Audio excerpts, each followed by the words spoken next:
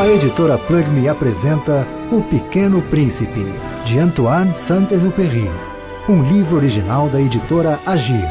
Leitura Tiago Fragoso.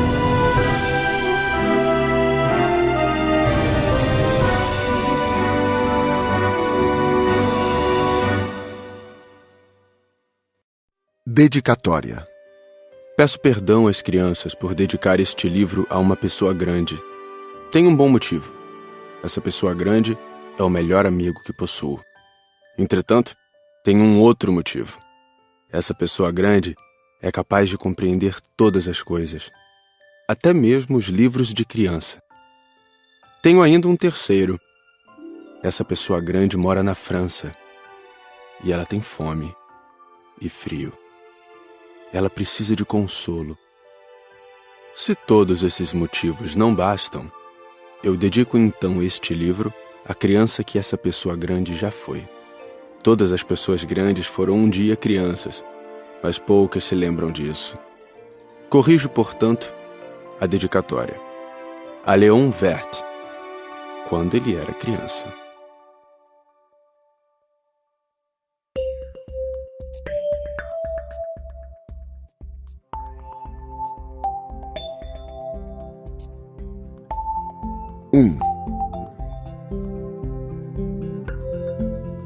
Certa vez, quando tinha 6 anos, vi num livro sobre a Floresta Virgem, Histórias Vividas, uma impressionante gravura. Ela representava uma jiboia engolindo um animal.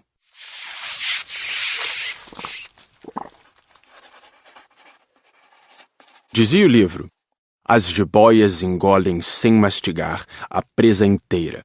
Em seguida, não podem mover-se e dormem os 6 meses da digestão. Refleti muito sobre as aventuras da selva e fiz, com lápis de cor, o meu primeiro desenho. Mostrei minha obra-prima às pessoas grandes e perguntei se o meu desenho lhes dava medo. Responderam-me: por que é que um chapéu daria medo?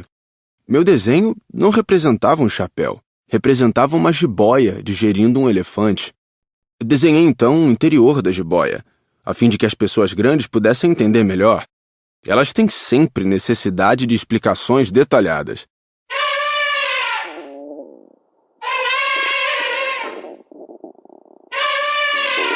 As pessoas grandes aconselharam-me a deixar de lado os desenhos de jiboias, abertas ou fechadas, e a dedicar-me de preferência à geografia, à história, à matemática, à gramática. Foi assim que abandonei, aos 6 anos, uma promissora carreira de pintor. Fora desencorajado pelo insucesso do meu desenho número 1 e do meu desenho número 2. As pessoas grandes não compreendem nada sozinhas, e é cansativo para as crianças estar a toda hora explicando. Tive então que escolher uma outra profissão e aprendi a pilotar aviões.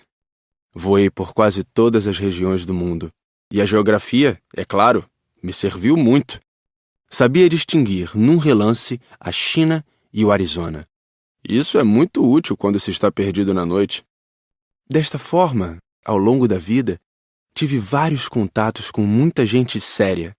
Convivi com as pessoas grandes. Vi-as bem de perto. Isso não melhorou muito a minha antiga opinião. Quando encontrava uma que me parecia um pouco esclarecida, fazia a experiência do meu desenho número 1, que sempre conservei comigo. Eu queria saber se ela era, na verdade, uma pessoa inteligente. Mas a resposta era sempre a mesma. É um chapéu. Então eu não falava nem de jiboias, nem de florestas virgens, nem de estrelas. Colocava-me no seu nível. Falava de bridge, de golfe, de política, de gravatas. E a pessoa grande ficava encantada de conhecer um homem tão versátil.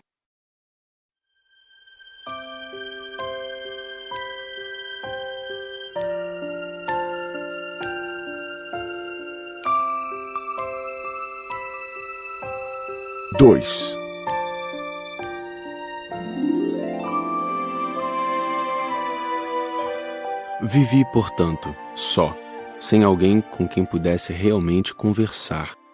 Até o dia em que uma pane obrigou-me a fazer um pouso de emergência no deserto do Saara, há cerca de 6 anos, alguma coisa se quebrara no motor. E como não trazia comigo nem mecânico nem passageiros, preparei-me para executar sozinho aquele difícil conserto. Era, para mim, questão de vida ou morte. A água que eu tinha para beber só dava para 8 dias. Na primeira noite adormeci sobre a areia, a milhas e milhas de qualquer terra habitada. Estava mais isolado que um náufrago num bote perdido no meio do oceano. Imaginem qual foi a minha surpresa quando, ao amanhecer, uma vozinha estranha me acordou. Dizia: Por favor, desenha-me um carneiro. O quê? Desenha-me um carneiro. Levantei-me num salto, como se tivesse sido atingido por um raio. Esfreguei bem os olhos, olhei ao meu redor e vi aquele homenzinho extraordinário que me observava seriamente. Olhava para essa aparição com olhos arregalados de espanto. Não esqueçam que eu me achava a milhas e milhas de qualquer terra habitada. Ora, o meu pequeno visitante não me parecia nem perdido, nem morto de fadiga, nem morto de fome, de sede ou de medo. Não tinha absolutamente a aparência de uma criança perdida no deserto, a milhas e milhas de qualquer região habitada. Quando consegui finalmente falar, perguntei-lhe: Mas que fazes aqui? E ele repetiu então, lentamente, como se estivesse dizendo algo muito sério: Por favor, desenha-me um carneiro. Quando o mistério é impressionante demais, a gente não ousa desobedecer. Por mais absurdo que aquilo me parecesse, a milhas e milhas de todos os lugares habitados em perigo de vida, tirei do bolso uma folha de papel e uma caneta. Mas lembrei-me então que eu havia estudado principalmente geografia, história, matemática e gramática, e disse ao pequeno visitante, um pouco mal-humorado, que eu não sabia desenhar. Respondeu-me: Não tem importância. Desenha-me um carneiro. Como jamais houvesse desenhado um carneiro, refiz para ele um dos 2 únicos desenhos que sabia, o da jiboia fechada. E fiquei surpreso de ouvir o garoto replicar: Não, eu não quero um elefante numa jiboia. A jiboia é perigosa e o elefante toma muito espaço. Tudo é pequeno onde eu moro. Preciso é de um carneiro. Desenha-me um carneiro. Então eu desenhei.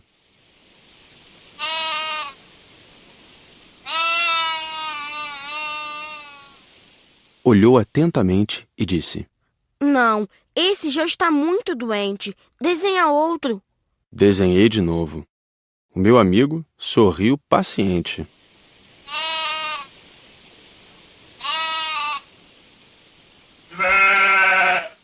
Bem vês que isto não é um carneiro, é um bode. Olha os chifres. Fiz mais uma vez o desenho, mas ele foi recusado como os anteriores.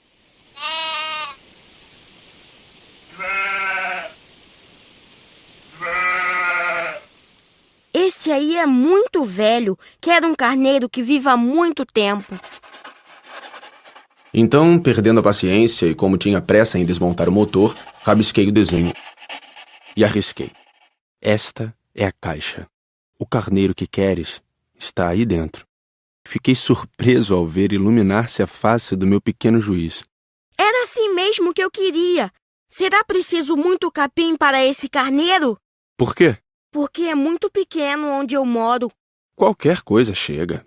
Eu te dei somente um carneirinho. Inclinou a cabeça sobre o desenho. Não é tão pequeno assim. Olha, ele adormeceu. E foi assim que conheci, um dia, o Pequeno Príncipe.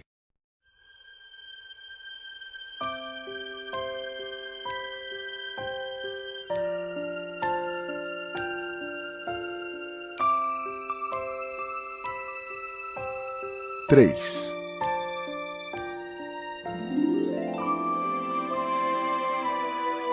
Levei algum tempo para entender de onde ele viera. O príncipezinho, que me fazia milhares de perguntas, parecia nunca escutar as minhas. Palavras pronunciadas ao acaso é que foram pouco a pouco revelando sua história. Assim, quando viu pela primeira vez meu avião, perguntou-me: Que coisa é aquela? Não é uma coisa. Aquilo voa. É um avião. O meu avião. Eu estava orgulhoso de lhe dizer que eu voava. Então ele perguntou meio assustado. Como? Tu caíste do céu? Sim, respondi humildemente. Ah, isto é engraçado. E o Pequeno Príncipe deu uma bela risada que me irritou profundamente. Gosto que levem a sério as minhas desgraças. Em seguida acrescentou. Então tu também vens do céu. De que planeta tu és? Vislumbrei um clarão no mistério da sua origem e perguntei repentinamente. Tu vens então de outro planeta? Mas ele não me respondeu. Balançava lentamente a cabeça observando o meu avião. É verdade que nisto aí não podes ter vindo de muito longe. Mergulhou então num pensamento que durou algum tempo. Depois, tirando do bolso o meu carneiro, ficou contemplando seu tesouro. Imaginem como eu ficara intrigado com aquela simples menção sobre os outros planetas. Esforcei-me então por saber um pouco mais. De onde vens, meu caro? Onde é tua casa? Para onde queres levar meu carneiro? Ficou algum tempo em silêncio e depois respondeu. O bom é que a caixa que me deste poderá de noite servir de casa para ele. Sem dúvida. E se tu fores um bom menino, te darei também uma corda para amarrá-lo durante o dia e uma estaca para prendê-lo. A proposta pareceu chocá-lo. Amarrar? Que ideia estranha! Mas se tu não o amarras, ele vai-se embora e se perde. E meu amigo deu uma nova risada. Mas onde queres que ele vá? Não sei. Por aí, andando sempre em frente. Então o Pequeno Príncipe disse, muito sério. Não faz mal, é tão pequeno onde moro. E depois, talvez com um pouco de melancolia, acrescentou ainda. Quando a gente anda sempre em frente, não pode mesmo ir muito longe.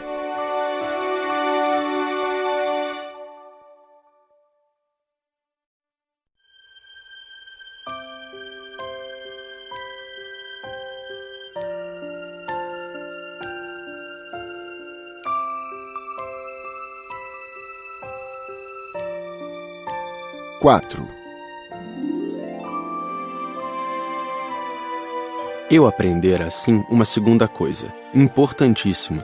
O seu planeta de origem era pouco maior que uma casa. Para mim, isso não era surpresa. Eu sabia que além dos grandes planetas, Terra, Júpiter, Marte ou Vênus, aos quais se deram nomes, há centenas e centenas de outros, por vezes tão pequenos que mal se veem no telescópio. Quando um astrônomo descobre um deles, dá-lhe por nome um número. Chama-o, por exemplo, asteroide 325. Tenho sérias razões para supor que o planeta de onde viera o príncipe era o asteroide B612. Esse asteroide só foi visto uma vez ao telescópio, em 1909, por um astrônomo turco. Ele fizera na época uma grande demonstração da sua descoberta, num congresso internacional de astronomia. Mas ninguém lhe dera crédito, por causa das roupas típicas que usava. As pessoas grandes são assim. Felizmente, para a reputação do asteroide B612, um ditador turco obrigou o povo, sob pena de morte, a vestir-se à moda europeia. O astrônomo repetiu sua demonstração em 1920, vestido numa elegante casaca. Então, dessa vez, todo mundo acreditou. Se lhes dou esses detalhes sobre o asteroide B612 e lhes confio o seu número, é por causa das pessoas grandes. Elas adoram os números. Quando a gente lhes fala de um novo amigo, as pessoas grandes jamais se interessam em saber como ele realmente é. Não perguntam nunca, qual é o som da sua voz? Quais os brinquedos que prefere? Será que ele coleciona borboletas?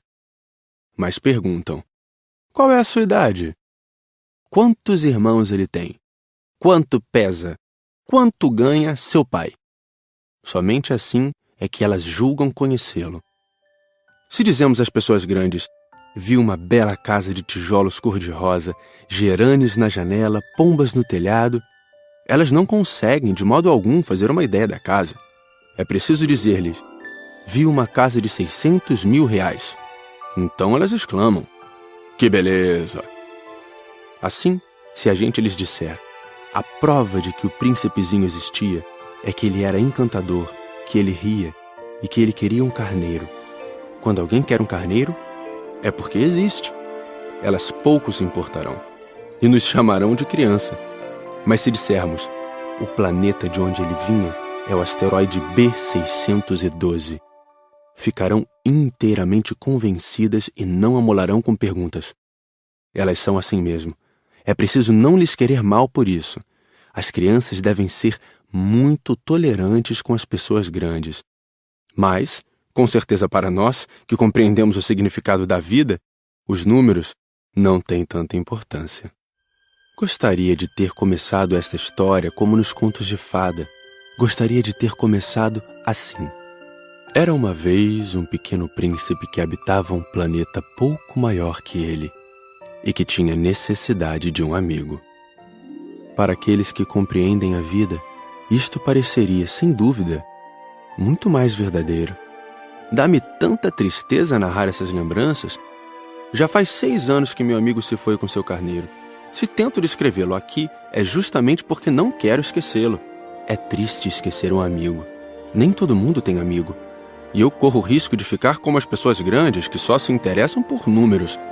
Foi por isso que comprei um estojo de aquarelas e alguns lápis. É difícil voltar a desenhar na minha idade, principalmente quando não se fez outra tentativa além das jiboias fechadas e abertas aos 6 anos. Experimentarei, é claro, fazer os retratos mais parecidos que puder. Mas não tenho muita certeza de conseguir. Um desenho parece passável, outro já é inteiramente diferente. Engano-me também no tamanho. Ora o príncipezinho está muito grande, ora pequeno demais. Hesito também quanto à cor do seu traje. Vou arriscando então aqui e ali. Provavelmente esquecerei detalhes dos mais importantes. Peço que me perdoem. Meu amigo nunca dava explicações. Julgava-me talvez semelhante a ele. Mas, infelizmente, não sei ver carneiro através de caixa. Talvez eu seja um pouco como as pessoas grandes. Devo ter envelhecido.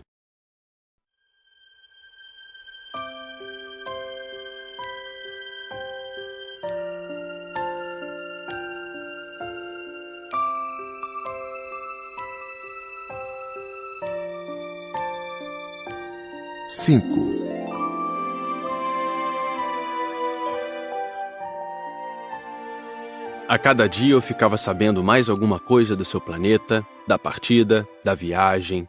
Mas isso devagarinho, ao acaso das informações colhidas de suas observações. Foi assim que vim a conhecer, no 3º dia, o drama dos baobás. Dessa vez ainda foi graças ao carneiro, pois de repente o pequeno príncipe me perguntou como se tivesse um sério problema. É verdade que os carneiros comem arbustos? Sim, é verdade. Ah, que bom! Não entendi imediatamente por que era tão importante que os carneiros comessem arbustos, mas o pequeno príncipe acrescentou. Portanto, eles comem também os baobás? Expliquei ao príncipezinho que os baobás não são arbustos, mas árvores grandes como igrejas, e que, mesmo que ele levasse consigo toda uma manada de elefantes, eles não chegariam a destruir um único baobá. A ideia de uma manada de elefantes fez o pequeno príncipe rir. Seria preciso colocar um em cima do outro. Mas, sabiamente, observou em seguida. Os baobás, antes de crescer, são pequenos. É verdade. Mas por que tu desejas que os carneiros comam os baobás pequenos? Bem, vejamos. E foi-me preciso um grande esforço para decifrar sozinho esse problema. De fato, no planeta do Pequeno Príncipe havia, como em todos os outros planetas, ervas boas e más. Consequentemente, sementes boas de ervas boas, sementes más de ervas más. Mas as sementes são invisíveis. Elas dormem nas entranhas da terra até que uma cisme de despertar. Então, ela se espreguiça e lança timidamente para o sol um inofensivo galinho. Se é de roseira ou rabanete, podemos deixar que cresça à vontade. Mas quando percebemos que se trata de uma planta ruim, é preciso que a arranquemos imediatamente. Ora, havia sementes terríveis no planeta do Pequeno Príncipe. As sementes de baobá. O solo do planeta estava infestado. E quando não se descobre que aquela plantinha é um baobá, nunca mais a gente consegue se livrar dele. pois suas raízes penetram o planeta todo, atravancando-o. E se o planeta é pequeno e os baobás numerosos, o planeta acaba rachando. É uma questão de disciplina, me disse mais tarde o príncipezinho. Quando a gente acaba a toalete da manhã, começa a fazer com cuidado a toalete do planeta. É preciso que nos habituemos a arrancar regularmente os baobás, logo que se diferenciem das roseiras, com as quais muitos se parecem quando pequenos. É um trabalho sem graça, mas de fácil execução. E um dia, aconselhou-me a fazer um belo desenho para que as crianças do meu planeta tomassem consciência desse perigo. Se algum dia tiverem de viajar, explicou-me, poderá ser útil para elas. Às vezes, não há inconveniente em protelar um trabalho, mas, quando se trata de baobás, é sempre uma catástrofe. Conheci um planeta habitado por um preguiçoso. Ele havia deixado que ali crescessem 3 arbustos. E, de acordo com as orientações do Pequeno Príncipe, desenhei o tal planeta. Não gosto de assumir o tom de moralista, mas o perigo dos baobás é tão pouco conhecido e tão grandes são os riscos para aquele que um dia se perdesse num asteroide que, ao menos uma vez, abro exceção e digo: crianças, cuidado com os baobás.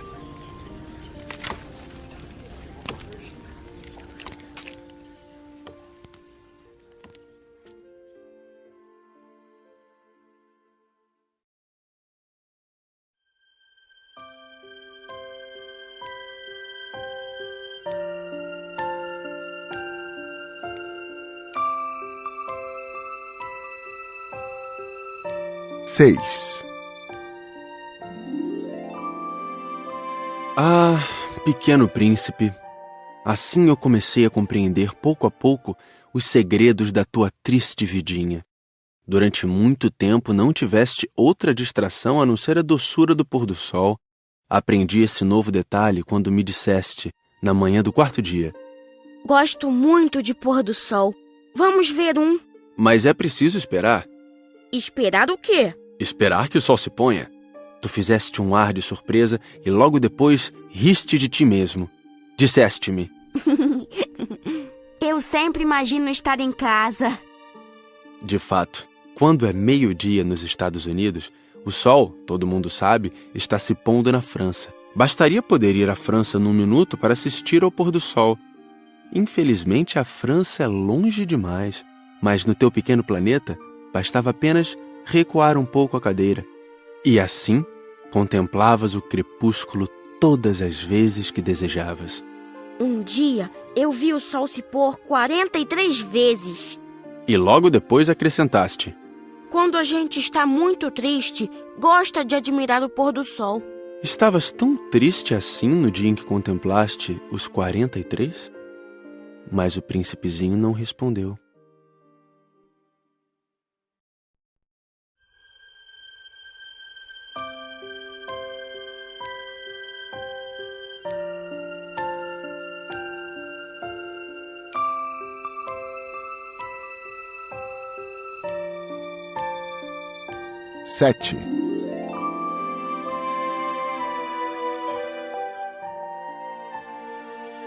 No 5º dia, sempre graças ao carneiro, um segredo da vida do Pequeno Príncipe foi-me revelado.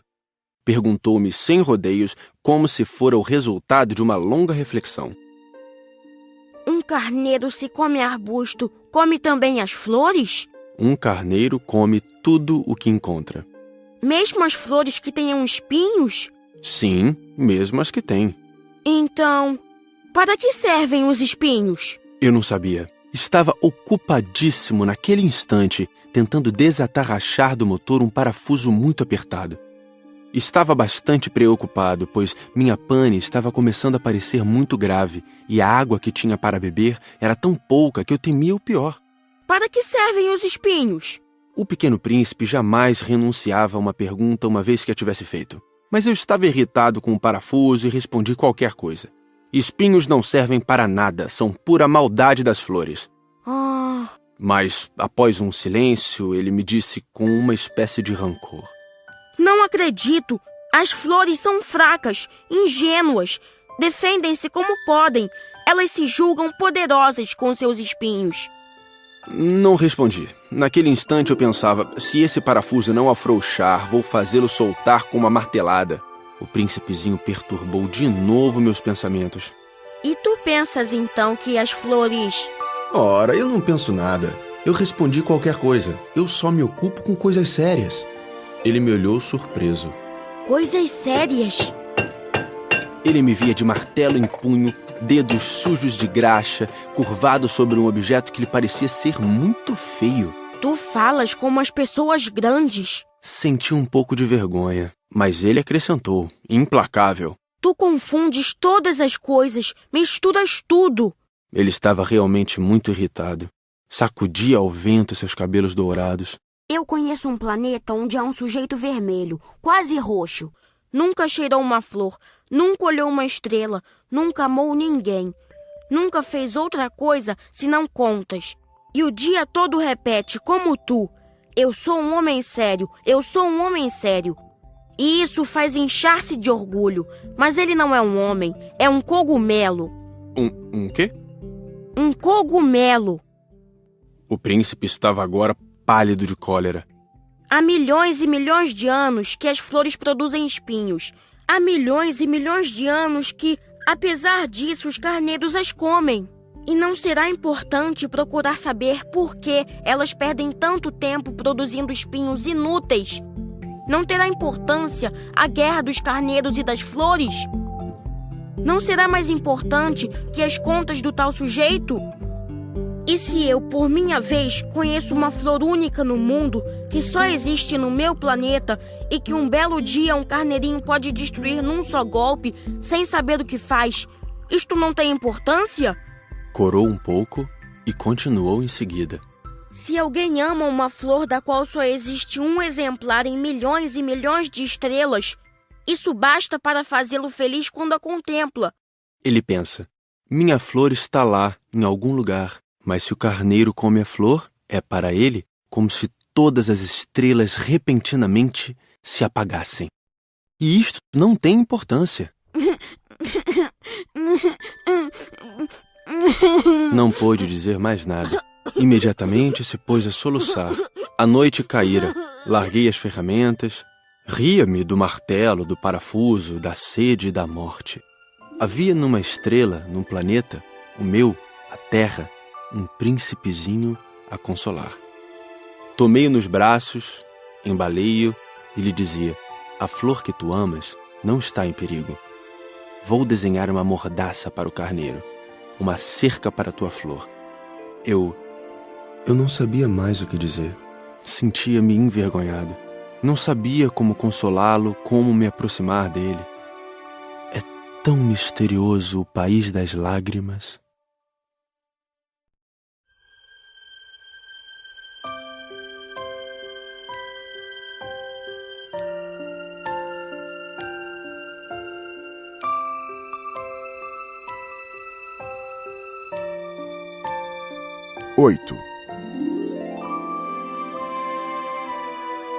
Logo, aprendi a conhecer melhor aquela flor. Sempre houvera no planeta do Pequeno Príncipe flores muito simples, ornadas de uma só fileira de pétalas, e que não ocupavam espaço nem incomodavam ninguém. Apareciam pela manhã na relva e à tarde já murchavam. Mas aquela brotara um dia de uma semente trazida não se sabe de onde. E o príncipezinho resolvera vigiar de perto o pequeno broto, que era tão diferente dos outros. Podia ser uma nova espécie de baobá, mas o arbusto logo parou de crescer e, na sua extremidade, começou então a se formar uma flor. O pequeno príncipe, que assistia ao surgimento de um enorme botão, pressentiu que dali sairia uma aparição miraculosa. Mas a flor não acabava mais de preparar sua beleza no seu verde aposento. Escolhia as cores com cuidado, vestia-se lentamente, ajustava uma a uma suas pétalas. Não queria sair como os cravos amarrotada. Ela queria aparecer no esplendor da sua beleza. Ah, sim! Sua misteriosa toilette, portanto, demorara alguns dias. E eis que numa manhã, justamente à hora do sol nascer, ela se mostrou. E ela, que se preparara com tanto esmero, disse bocejando. Eu acabo de despertar. Desculpa, estou ainda toda despenteada. O príncipezinho, então, não pôde conter o seu espanto. Como és bonita! É verdade. E nasci ao mesmo tempo que o sol. O pequeno príncipe percebeu logo que a flor não era modesta. Mas ela era tão envolvente. Creio que é hora do café da manhã. Tu poderias cuidar de mim. E o príncipezinho, atordoado, tendo ido buscar um regador com água fresca, aguou a flor. Assim, ela logo começou a atormentá-lo com sua doentia vaidade. Um dia, por exemplo, falando dos seus 4 espinhos, dissera ao pequeno príncipe: Os tigres, eles podem aparecer com suas garras. Não há tigres no meu planeta. Além disso, tigres não comem ervas. Não sou uma erva. Perdoa-me. Não tenho receio dos tigres, mas tenho horror das correntes de ar. Não terias, por acaso, um paravento? Horror das correntes de ar. Isso não é bom para uma planta. É bem complicada essa flor. À noite me colocarás sob uma redoma de vidro. Faz muito frio no teu planeta. Não é nada confortável. De onde eu venho... De repente, calou-se. Viera em forma de semente. Não pudera conhecer nada dos outros mundos. Encabulada por se ter sido surpreendida com uma mentira tão tola, tossiu 2 ou 3 vezes e, para fazê-lo sentir-se culpado, pediu: E o paravento? Ia buscá-lo, mas tu me falavas... Então ela forçou a tosse para causar-lhe remorso. Assim o príncipezinho, apesar da sinceridade do seu amor, logo começara a duvidar dela. Levara a sério palavras sem importância, e isto o fez sentir-se muito infeliz. Não devia tê-la escutado, confessou-me um dia. Não se deve nunca escutar as flores, basta admirá-las, sentir seu aroma. A minha perfumava todo o meu planeta, mas eu não sabia como desfrutá-la. Aquela história das garras, que tanto me irritara, devia ter me enternecido. Confessou-me ainda. Não soube compreender coisa alguma. Deveria tê-la julgado por seus atos, não pelas palavras. Ela exalava perfume e me alegrava. Não podia jamais tê-la abandonado. Deveria ter percebido sua ternura por trás daquelas tolas mentiras. As flores são tão contraditórias. Mas eu era jovem demais para saber amá-la.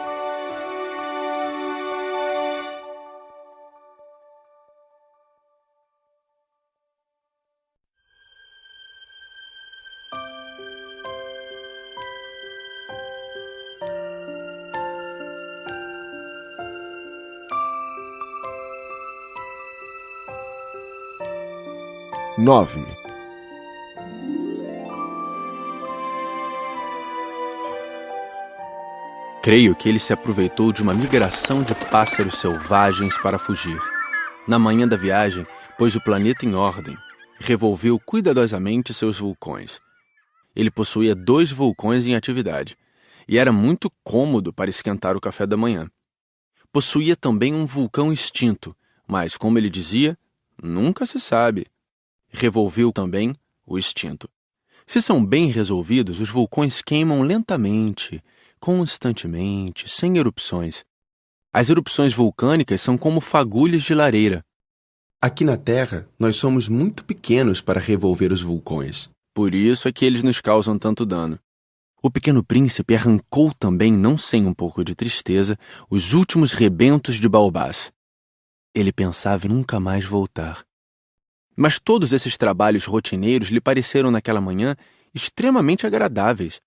E quando regou pela última vez a flor e se preparava para colocá-la sob a redoma, percebeu que tinha vontade de chorar. Adeus, disse ele à flor. Mas a flor não respondeu. Adeus, repetiu ele. A flor tossiu. Mas não era por causa do resfriado. Eu fui uma tola. Peço-te perdão. Procura ser feliz. A ausência de censuras o surpreendeu.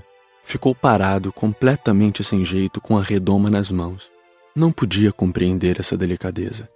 É claro que eu te amo. Foi minha culpa não perceberes isso. Mas não tem importância. Foste tão tolo quanto eu. Tenta ser feliz. Larga esta redoma. Não preciso mais dela. Mas o vento... Não estou tão resfriada assim. O ar fresco da noite me fará bem.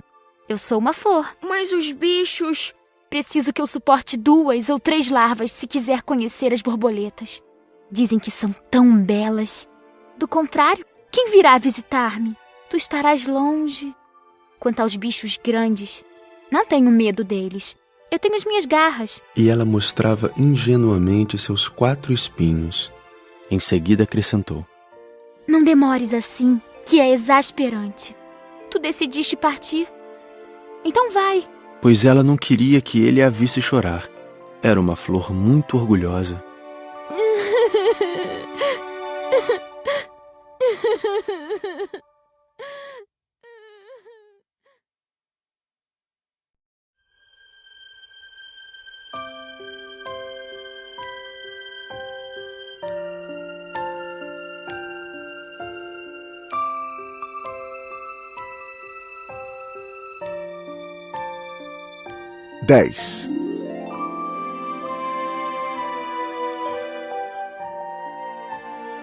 Ele se achava na região dos asteroides 325, 326, 327, 328, 329 e 330.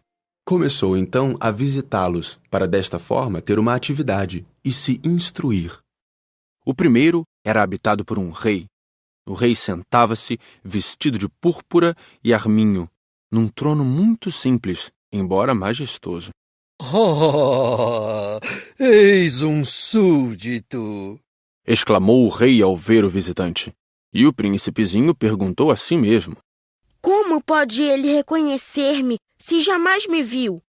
Ele não sabia que para os reis o mundo é muito mais simples. Todos os homens são súditos. Aproxima-te para que eu te veja melhor, disse o rei, todo orgulhoso de poder ser rei para alguém. O pequeno príncipe olhou em volta para achar onde sentar-se, mas o planeta estava todo ocupado pelo magnífico manto de arminho. Ficou então de pé, mas, como estava cansado, bocejou. É contra a etiqueta bocejar na frente do rei. Eu o proíbo. Não posso evitá-lo. Fiz uma longa viagem e não dormi ainda. Então, eu te ordeno que bocejes. Há anos que não vejo ninguém bocejar. Os bocejos são uma raridade para mim. Vamos, boceja. É uma ordem. Isso me intimida. Assim eu não consigo... Disse o pequeno príncipe enrubescido. Então eu te ordeno, ora bocejares e ora... Ele gaguejava um pouco e parecia envergonhado, porque o rei fazia questão de que sua autoridade fosse respeitada. Não tolerava desobediência, era um monarca absoluto. Mas, como era muito bom, dava ordens razoáveis. Se eu ordenasse, costumava dizer, que um general se transformasse numa gaivota e o general não me obedecesse, a culpa não seria do general, seria minha. Posso sentar-me? Perguntou timidamente o príncipezinho. Eu te ordeno que te sentes. Respondeu-lhe o rei, que puxou majestosamente um pedaço do manto de arminho. Mas o pequeno príncipe se espantava. O planeta era minúsculo. Sobre quem reinaria o rei? Majestade, eu vos peço perdão de ousar interrogar-vos. Eu te ordeno que me interrogues. Majestade, sobre quem é que reinais? Sobre tudo. Respondeu o rei com uma grande simplicidade. Sobre tudo? O rei, com um gesto simples, indicou o seu planeta, os outros planetas e também as estrelas. Sobre tudo isso? Sobre tudo isso. Pois ele não era apenas um monarca absoluto, era também um monarca universal. E as estrelas vos obedecem? Sem dúvida. Obedecem prontamente. Eu não tolero indisciplina. Tanto poder maravilhou o Pequeno Príncipe. Se ele fosse detentor desse poder, teria podido assistir não a 43, mas a 72, ou mesmo a 100, ou mesmo a 200 pôres do sol no mesmo dia, sem precisar sequer afastar a cadeira. E como se sentisse um pouco triste ao pensar no seu pequeno planeta abandonado, ousou solicitar ao rei uma graça. Eu desejava ver um pôr do sol. Fazei-me esse favor. Ordenai ao sol que se ponha. Se eu ordenasse a meu general voar de uma flor a outra como borboleta, ou escrever uma tragédia, ou transformar-se numa gaivota, e o general não executasse a ordem recebida, quem, ele ou eu, estaria errado? Vós? Exato. É preciso exigir de cada um o que cada um pode dar. A autoridade se baseia na razão. Se ordenares a teu povo que ele se lance ao mar, todos se rebelarão. Eu tenho o direito de exigir obediência porque minhas ordens são razoáveis. E meu pôr do sol? Lembrou o Pequeno Príncipe que nunca esquecia uma pergunta que tivesse feito. Teu pôr do sol tu o terás. Eu o exigirei. Mas eu esperarei na minha sabedoria de governante que as condições sejam favoráveis. Quando serão? Hein? Respondeu o rei, que consultou inicialmente um enorme calendário. Será lá por volta de 7h40 esta noite, e tu verás como sou bem obedecido. O príncipezinho bocejou. Sentia falta de seu pôr do sol. E depois, já estava começando a se aborrecer. Não tenho mais nada que fazer aqui. Vou prosseguir minha viagem. Não partas. Retrucou o rei, que estava orgulhoso de ter um súdito. Não partas. Eu te faço ministro. Ministro de quê? Da justiça. Mas não há ninguém para julgar. Nunca se sabe. Ainda não dei a volta no meu reino. Estou muito velho. Não tenho espaço para uma carruagem. E andar cansa-me muito. Mas eu já vi. Disse o Pequeno Príncipe, que se inclinou para dar uma olhadela no outro lado do planeta. Não consigo ver ninguém. Tu julgarás a ti mesmo. É o mais difícil. É bem mais difícil julgar a si mesmo que julgar os outros. Se consegues fazer um bom julgamento de ti, és um verdadeiro sábio. Mas eu posso julgar a mim próprio em qualquer lugar. Não preciso, para isso, ficar morando aqui. Eu tenho quase certeza de que há um velho rato no meu planeta. Eu o escuto de noite. Tu poderás julgar esse rato. Tu o condenarás à morte de vez em quando. Assim, a vida dele dependerá da tua justiça. Mas tu o perdoarás sempre, para poupá-lo, pois só temos um. Eu não gosto de condenar à morte e acho que vou mesmo embora. Não, disse o rei, mas o príncipezinho, tendo terminado os preparativos, não quis afligir o velho monarca. Se Vossa Majestade deseja ser prontamente obedecido, poderá dar-me uma ordem razoável. Poderia ordenar-me, por exemplo, que partisse em menos de 1 minuto. Parece-me que as condições são favoráveis. Como o rei não dissesse nada, o príncipe hesitou um pouco, depois suspirou e partiu. Eu te faço meu embaixador. Apressou-se o rei em gritar. Tinha um ar de grande autoridade. As pessoas grandes são muito esquisitas, pensava o Pequeno Príncipe durante a viagem.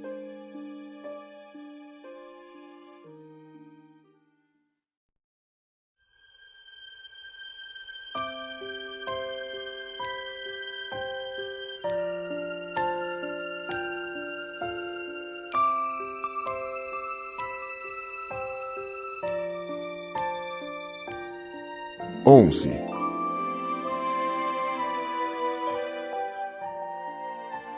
O segundo planeta era habitado por um vaidoso.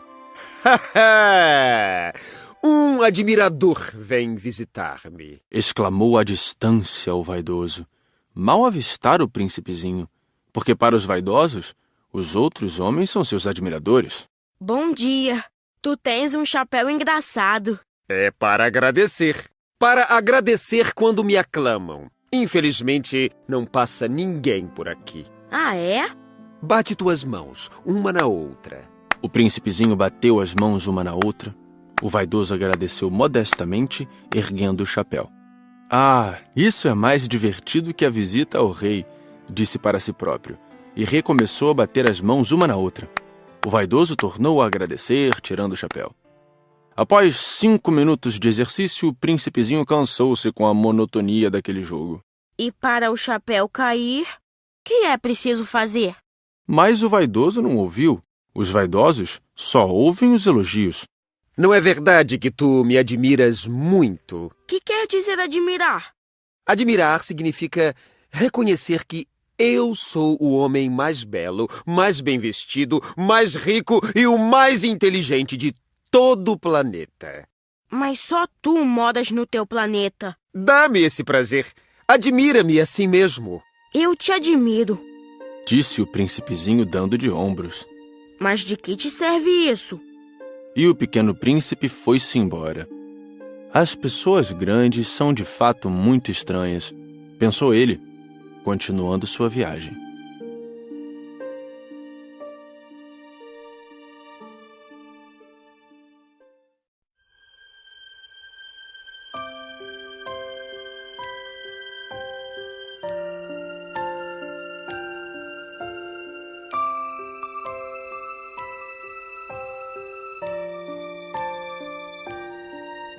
Doze.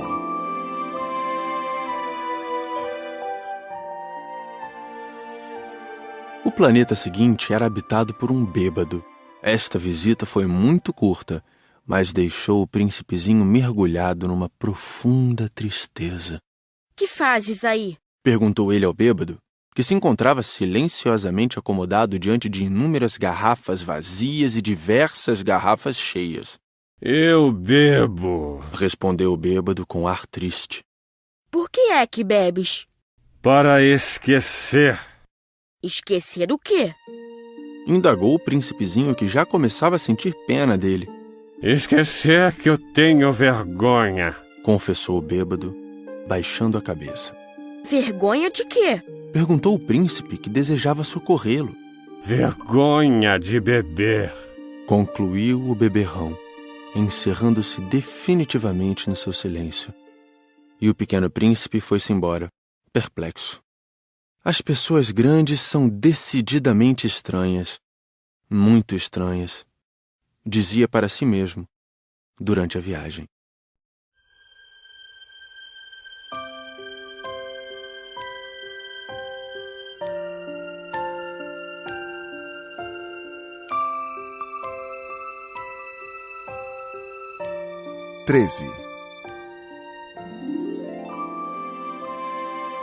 O quarto planeta era o do empresário.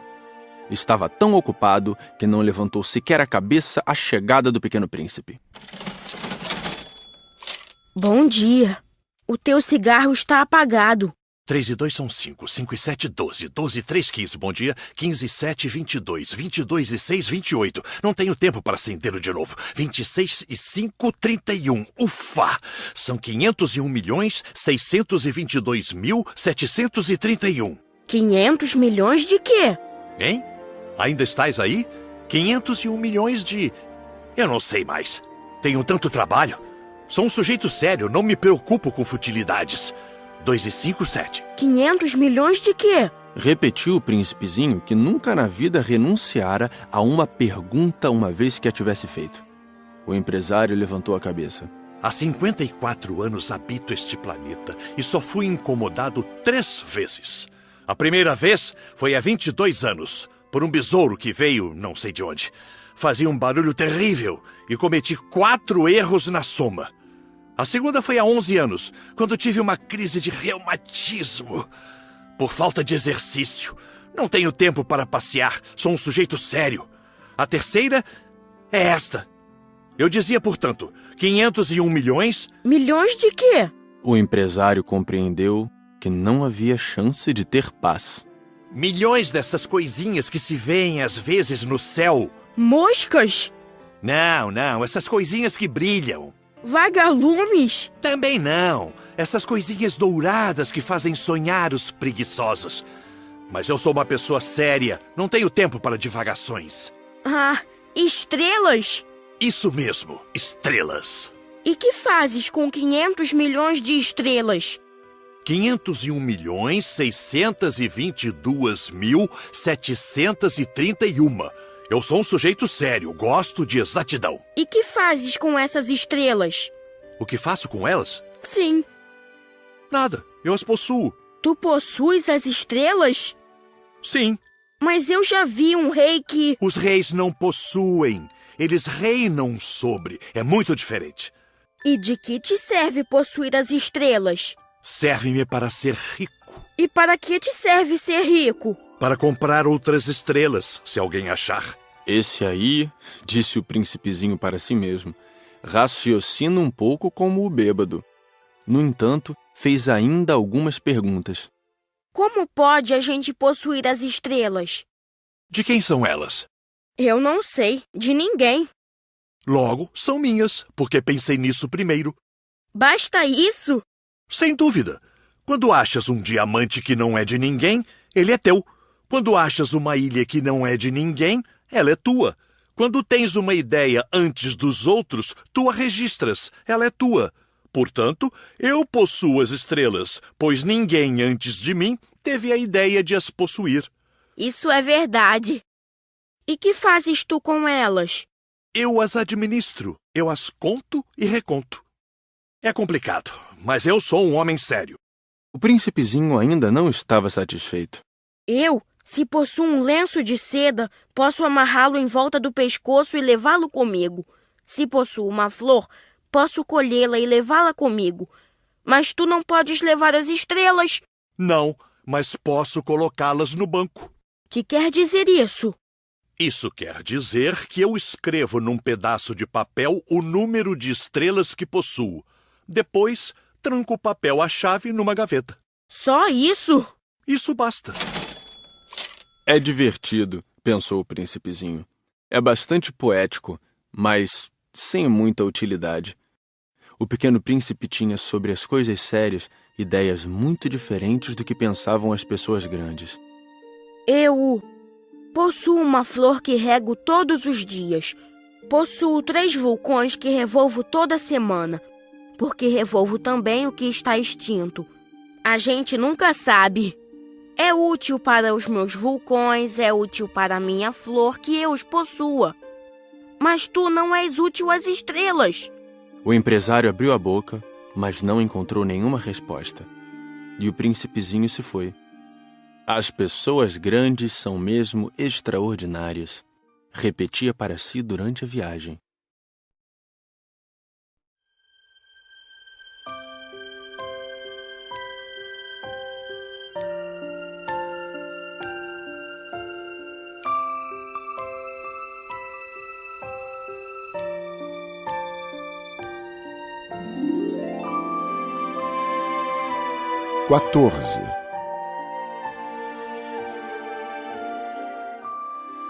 O quinto planeta era muito curioso.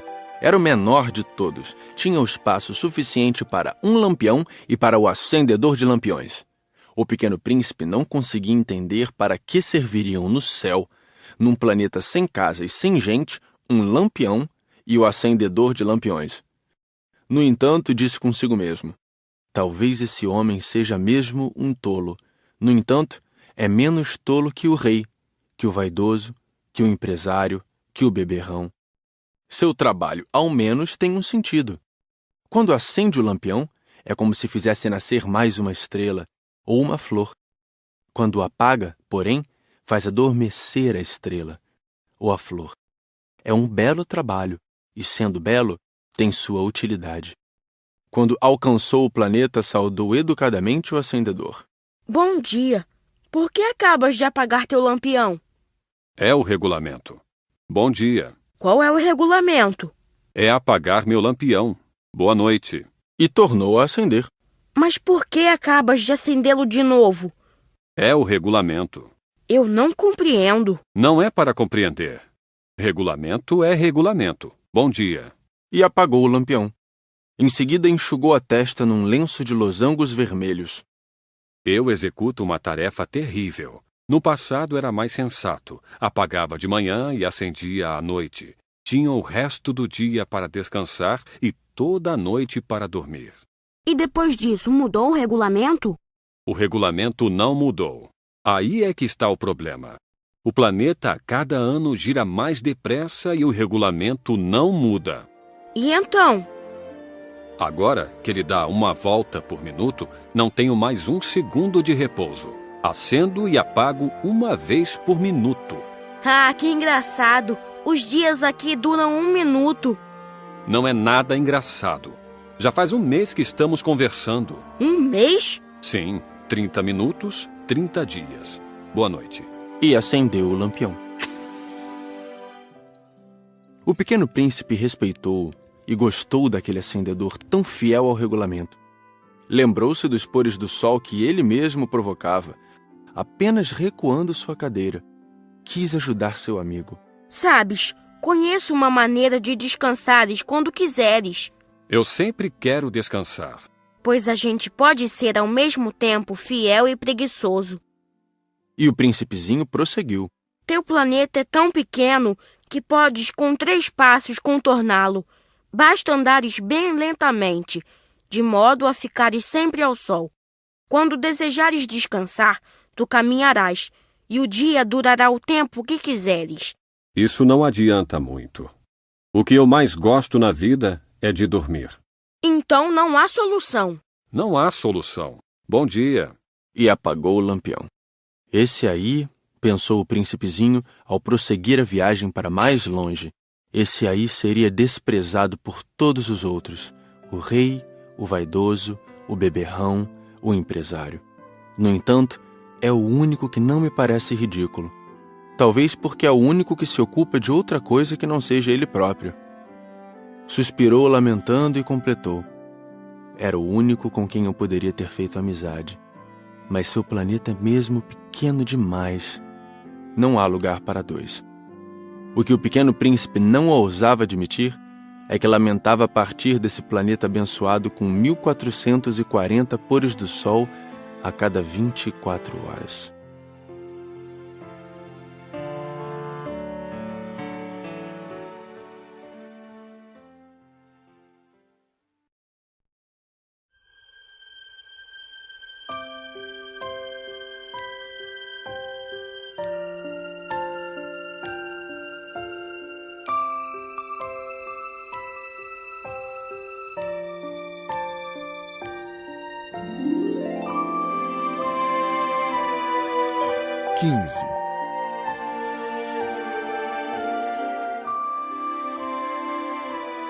O 6º planeta era 10 vezes maior.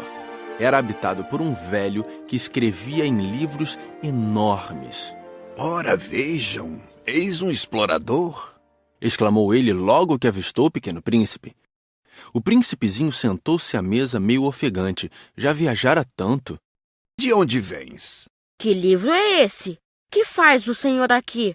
Sou geógrafo. Que é um geógrafo? É um especialista que sabe onde se encontram os mares, os rios, as cidades, as montanhas, os desertos. Isto é bem interessante.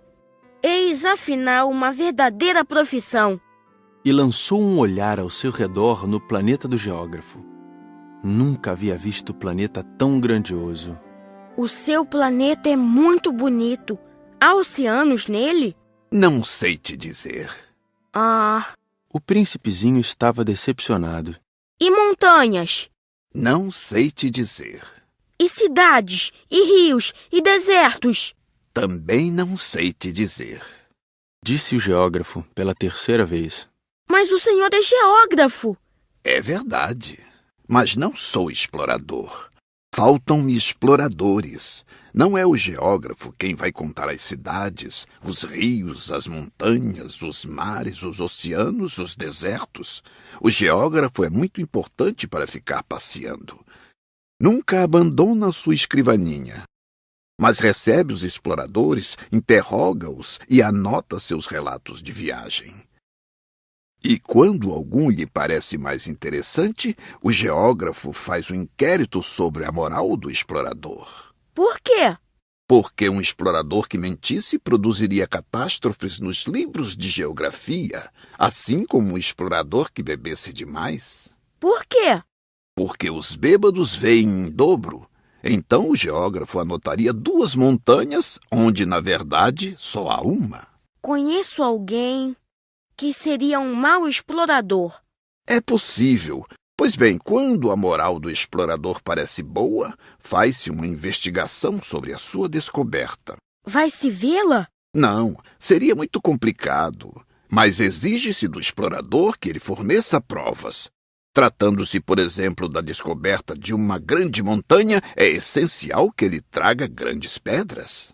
O geógrafo, de repente, se entusiasmou. Mas tu vens de longe. Certamente és explorador. Portanto, vais descrever-me o teu planeta. E o geógrafo, tendo aberto seu caderno, apontou o lápis. Anotam-se primeiro a lápis as narrações dos exploradores. Espera-se, para anotar a caneta, que o explorador tenha trazido as provas. Então? Onde eu moro não é interessante. É muito pequeno. Eu tenho 3 vulcões. 2 vulcões em atividade e 1 vulcão extinto. A gente nunca sabe. A gente nunca sabe? Repetiu o geógrafo. Tenho também uma flor. Nós não anotamos as flores. Por que não? É o mais bonito. Porque as flores são efêmeras. Que quer dizer efêmera? Os livros de geografia são os mais exatos. Nunca ficam ultrapassados. É muito raro que uma montanha mude de lugar. É muito raro um oceano secar. Nós escrevemos coisas eternas. Mas os vulcões extintos podem voltar à atividade. Interrompeu o Pequeno Príncipe. Que quer dizer efêmera? Que os vulcões estejam extintos ou não, isso dá no mesmo para nós. O que nos interessa é a montanha. Ela não muda. Mas que quer dizer efêmera? Repetiu o príncipezinho, que jamais renunciara a uma pergunta que tivesse feito. Quer dizer ameaçada de desaparecer brevemente. Minha flor está ameaçada de desaparecer brevemente? Sem dúvida. Minha flor é efêmera, pensou o Pequeno Príncipe, e não tem mais que 4 espinhos para defender-se do mundo, e eu a deixei sozinha. Esse foi seu primeiro gesto de remorso, mas retomou a coragem. Qual planeta me aconselha a visitar? A Terra goza de boa reputação. E o príncipezinho partiu, pensando na sua flor.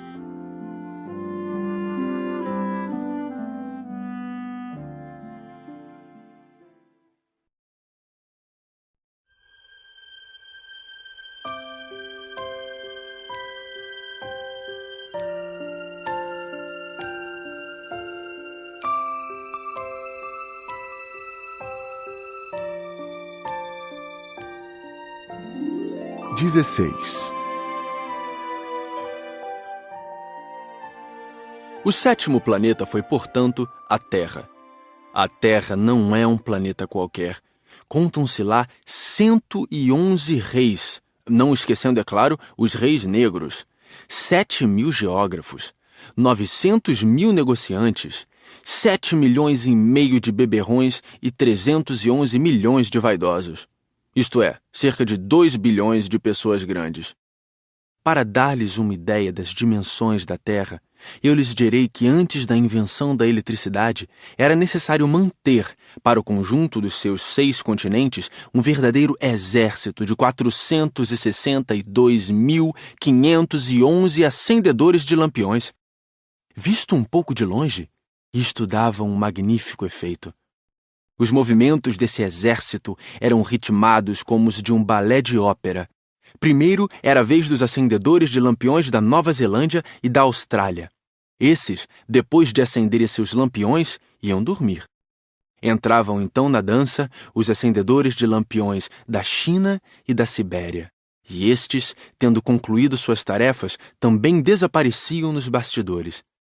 Chegava a vez dos acendedores de lampiões da Rússia e das Índias, depois os da África e da Europa. A seguir, os da América do Sul, depois os da América do Norte. E eles jamais se enganavam na ordem de entrada em cena. Era um espetáculo grandioso. Apenas dois, o acendedor do único lampião do Polo Norte e o seu colega, do único lampião do Polo Sul, levavam uma vida preguiçosa e negligente. Trabalhavam somente 2 vezes por ano.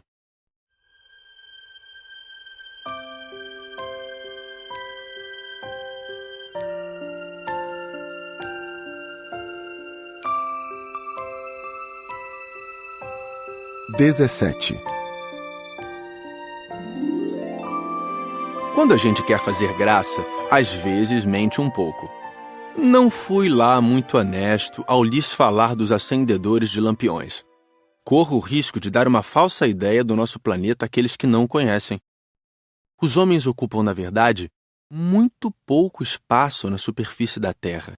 Se os 2 bilhões de habitantes que povoam a Terra se mantivessem de pé, colados uns aos outros, como para um comício, facilmente se acomodariam numa praça pública de 20 milhas de comprimento por 20 de largura.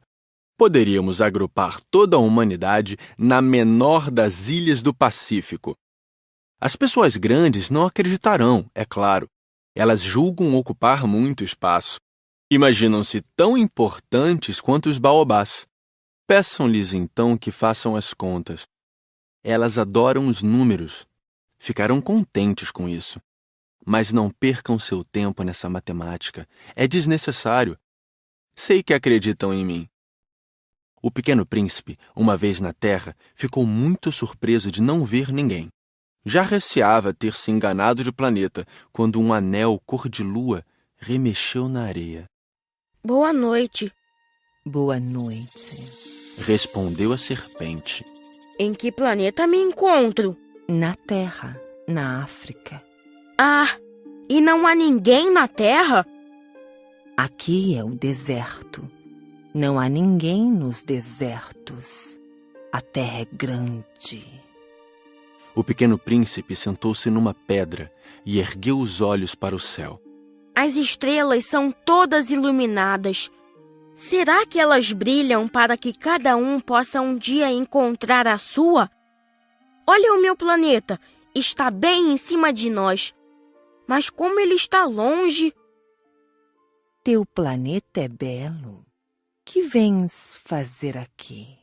Tenho problemas com uma flor. Ah! Exclamou a serpente. E se calaram. Onde estão os homens? Tornou a perguntar o príncipezinho. A gente se sente um pouco só no deserto. Entre os homens, a gente também se sente só. O Pequeno Príncipe olhou-a por longo tempo. Tu és um bichinho engraçado, fino como um dedo. Mas sou mais poderosa do que o dedo de um rei. O príncipezinho sorriu. Tu não és tão poderosa assim. Não tens nem patas. Não podes sequer viajar. Eu posso levar-te mais longe que um navio. Ela enrolou-se no tornozelo do Pequeno Príncipe como se fosse um bracelete de ouro. Aquele que eu toco, eu o devolvo à terra de onde veio. Mas tu és puro e vens de uma estrela. Tenho pena de ti, tão fraco nessa terra de granito. Posso ajudar-te um dia, se tiveres muita saudade do teu planeta. Posso... Ah, eu te compreendo muito bem. Mas por que falas sempre por enigmas? Eu os resolvo todos. Disse a serpente. E calaram-se, os dois.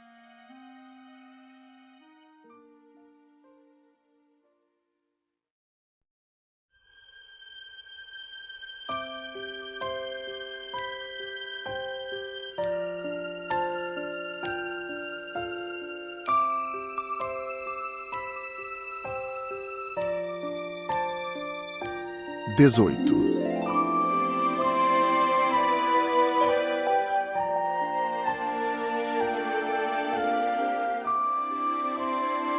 O pequeno príncipe atravessou o deserto e encontrou apenas uma flor de 3 pétalas, uma florzinha insignificante.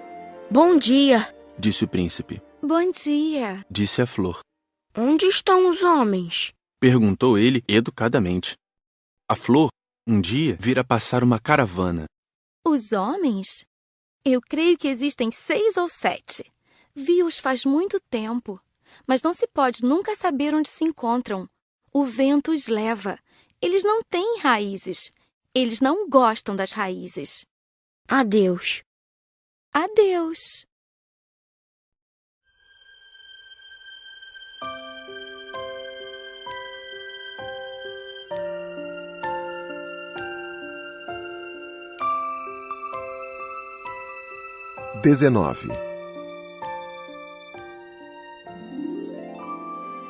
O pequeno príncipe escalou uma grande montanha. As únicas montanhas que conhecera eram os 3 vulcões que lhe batiam no joelho. O vulcão extinto servia-lhe de tamborete. De uma montanha tão alta como esta, pensava ele, verei todo o planeta e todos os homens. Mas só viu pedras pontudas como agulhas. Bom dia, disse ele ao Léo. Bom dia, bom dia, bom dia. Respondeu o eco. Quem és tu? Perguntou o príncipezinho. Quem és tu? Quem és tu? Quem és tu? Respondeu o eco. Sejam meus amigos, eu estou só. Disse ele. Estou só, estou só, estou só. Respondeu o eco. Que planeta engraçado, pensou então. É completamente seco, pontudo e salgado. E os homens não têm imaginação. Repetem o que a gente diz. No meu planeta eu tinha uma flor. E era sempre ela que falava primeiro.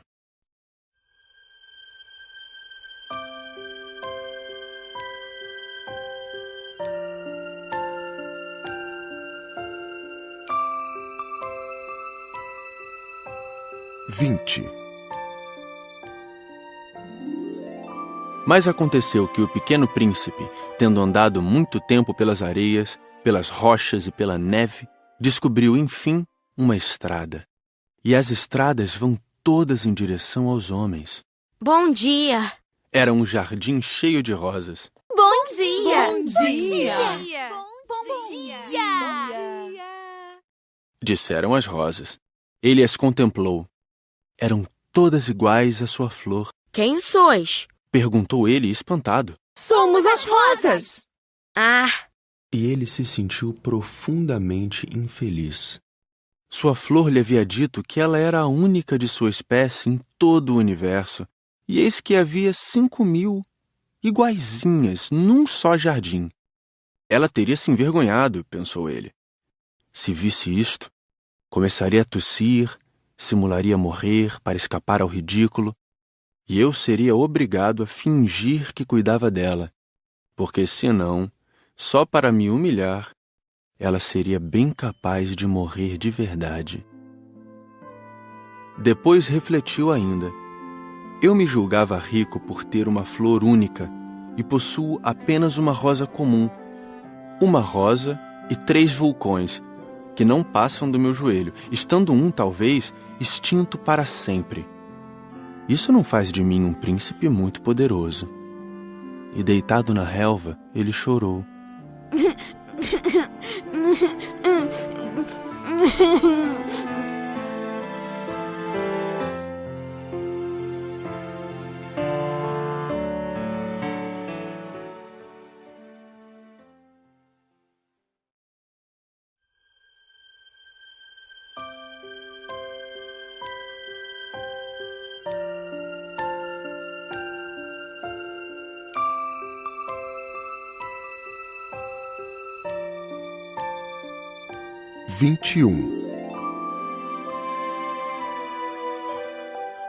E foi então que apareceu a raposa. Bom dia! Disse a raposa. Bom dia! Respondeu educadamente o pequeno príncipe que, olhando à sua volta, nada viu. Eu estou aqui, disse a voz. debaixo da macieira. Quem és tu? Tu és bem bonita. Sou uma raposa. Vem brincar comigo. Estou tão triste. Eu não posso brincar contigo. Não me cativaram ainda. Ah, desculpa, Disse o príncipezinho, mas após refletir, acrescentou. que quer dizer cativar? Tu não és daqui. Que procuras? Procuro os homens. Que quer dizer cativar? Os homens têm fuzis e caçam. É assustador. Criam galinhas também. É a única coisa que fazem de interessante. Tu procuras galinhas? Não. Eu procuro amigos. Que quer dizer cativar? É algo quase sempre esquecido. Significa criar laços. Criar laços? Exatamente. Tu não és ainda para mim, senão um garoto inteiramente igual a 100.000 outros garotos. E eu não tenho necessidade de ti. E tu também não tens necessidade de mim. Não passo a teus olhos de uma raposa igual a 100.000 outras raposas. Mas se tu me cativas, nós teremos necessidade um do outro. Serás para mim único no mundo, e eu serei para ti única no mundo. Começo a compreender. Existe uma flor. Eu creio que ela me cativou. É possível. Vê-se tanta coisa na terra. Ah, não foi na terra. A raposa pareceu intrigada. Num outro planeta? Sim. Há caçadores nesse planeta? Não.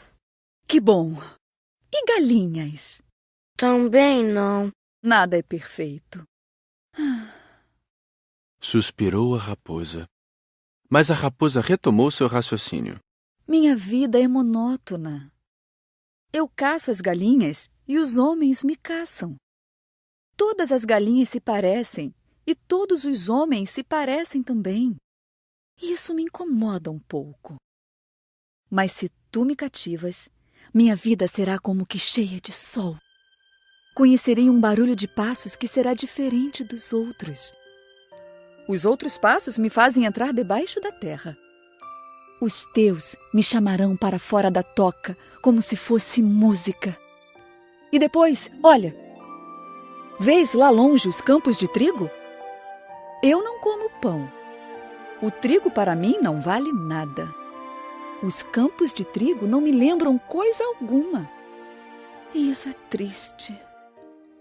Mas tu tens cabelos dourados. Então será maravilhoso quando me tiveres cativado. O trigo, que é dourado, fará com que eu me lembre de ti. E eu amarei o barulho do vento no trigo. A raposa calou-se e observou por muito tempo o príncipe. Por favor, cativa-me. Eu até gostaria, mas não tenho muito tempo. Tenho amigos a descobrir e muitas coisas a conhecer. A gente só conhece bem as coisas que cativou. Os homens não têm mais tempo de conhecer coisa alguma. Compram tudo já pronto nas lojas.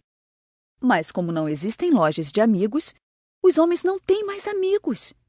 Se tu queres um amigo, cativa-me. Que é preciso fazer? É preciso ser paciente. Tu te sentarás primeiro um pouco longe de mim, assim, na relva. Eu te olharei com um canto do olho e tu não dirás nada. A linguagem é uma fonte de mal-entendidos. Mas cada dia te sentarás um pouco mais perto. No dia seguinte, o príncipezinho voltou. Teria sido melhor se voltasses à mesma hora. Se tu vens, por exemplo, às 4 da tarde, desde as 3 eu começarei a ser feliz. Quanto mais a hora for chegando, mais eu me sentirei feliz. Às 4 horas, então, estarei inquieta e agitada. Descobrirei o preço da felicidade. Mas se tu vens a qualquer momento, nunca saberei a hora de preparar meu coração. É preciso que haja um ritual. Que é um ritual? É uma coisa muito esquecida também. É o que faz com que um dia seja diferente dos outros dias, uma hora das outras horas. Os meus caçadores, por exemplo, adotam um ritual. Dançam na quinta-feira com as moças da aldeia. A quinta-feira é então o dia maravilhoso. Vou passear até a vinha. Se os caçadores dançassem em qualquer dia, os dias seriam todos iguais e eu nunca teria férias. Assim, o pequeno príncipe cativou a raposa. Mas, quando chegou a hora da partida, a raposa disse: Ah, eu vou chorar. A culpa é tua, disse o príncipezinho. Eu não queria te fazer mal, mas tu quiseste que eu te cativasse. Quis. Mas tu vais chorar. Vou. Então, não terás ganho nada. Terei sim, por causa da cor do trigo. Depois ela acrescentou: Vai rever as rosas. Assim compreenderás que a tua é única no mundo. Tu voltarás para me dizer adeus, e eu te presentearei com um segredo. O pequeno príncipe foi rever as rosas. Vós não sois absolutamente iguais à minha rosa. Vós não sois nada ainda. Ninguém ainda vos cativou, nem cativastes ninguém. Sois como era a minha raposa. Era uma raposa igual a 100.000 outras. Mas eu a tornei minha amiga. Agora ela é única no mundo. E as rosas ficaram desapontadas. Sois belas, mas vazias. Não se pode morrer por vós. Um passante qualquer, sem dúvida, pensaria que a minha rosa se parece convosco. Ela sozinha é, porém, mais importante que todas vós, pois foi ela quem eu reguei. Foi ela quem pus sob a redoma. Foi ela quem abriguei com um paravento. Foi nela que eu matei as larvas, exceto 2 ou 3, por causa das borboletas. Foi ela quem eu escutei queixar-se ou gabar-se, ou mesmo calar-se algumas vezes, já que ela é a minha rosa. E voltou então a raposa. Adeus. Adeus. Eis o meu segredo. É muito simples. Só se vê bem com o coração. O essencial é invisível aos olhos. O essencial é invisível aos olhos. Repetiu o príncipezinho para não se esquecer. Foi o tempo que perdeste com tua rosa que a fez tão importante. Foi o tempo que eu perdi com a minha rosa. Repetiu ele para não se esquecer. Os homens esqueceram essa verdade. Disse ainda a raposa. Mas tu não a deves esquecer. Tu te tornas eternamente responsável por aquilo que cativas. Tu és responsável pela tua rosa. Eu sou responsável pela minha rosa. Repetiu o príncipezinho, para não se esquecer.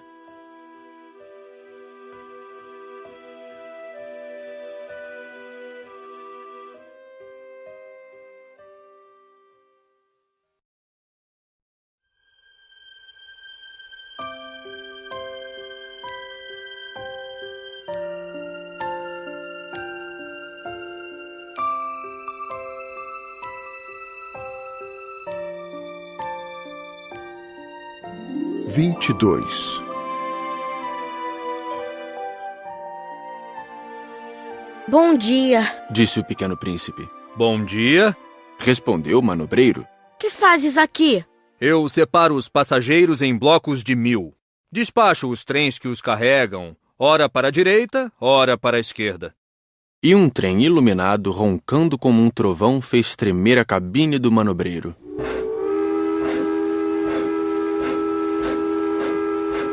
Eles estão com muita pressa.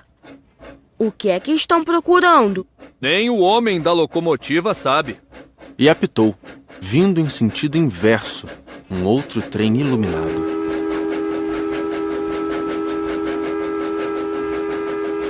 Já estão de volta? Não são os mesmos. É uma troca.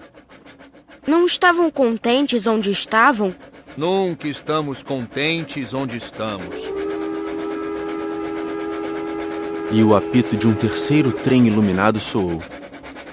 Estão correndo atrás dos primeiros viajantes? Não correm atrás de nada. Estão dormindo lá dentro ou bocejando. Apenas as crianças apertam seus narizes contra as vidraças. Só as crianças sabem o que procuram. Perdem tempo com uma boneca de pano e a boneca se torna muito importante. E choram quando ela lhes é tomada. Elas são felizes, disse o manobreiro.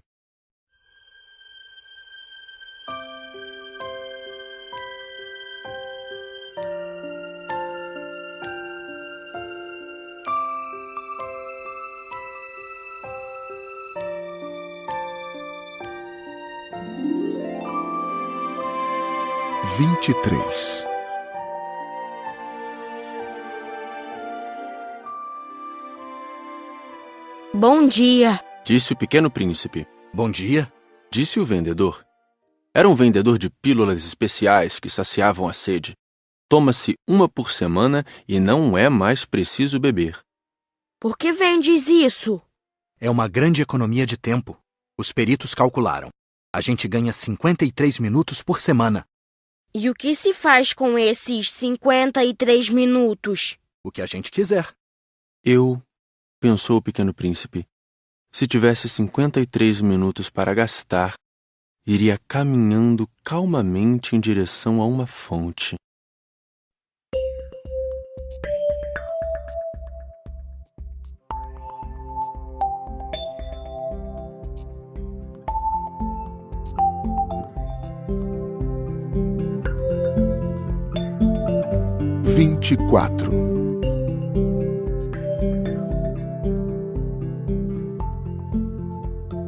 Estávamos no 8º dia de minha pane no deserto. Justamente quando bebia a última gota da minha reserva de água, foi que ouvi a história do vendedor. Disse eu ao pequeno príncipe, são bem bonitas as tuas lembranças, mas eu não consertei ainda meu avião. Não tenho mais nada para beber, e eu também seria feliz se pudesse ir caminhando calmamente em direção a uma fonte. Minha amiga raposa me disse... Meu caro, não se trata mais da raposa. Por quê? Porque vamos morrer de sede. Ele não compreendeu o meu raciocínio e respondeu. É bom ter tido um amigo, mesmo se a gente vai morrer. Eu estou muito contente de ter tido uma raposa como amiga.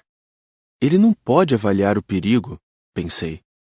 Não tem nunca fome ou sede. Um raio de sol lhe basta.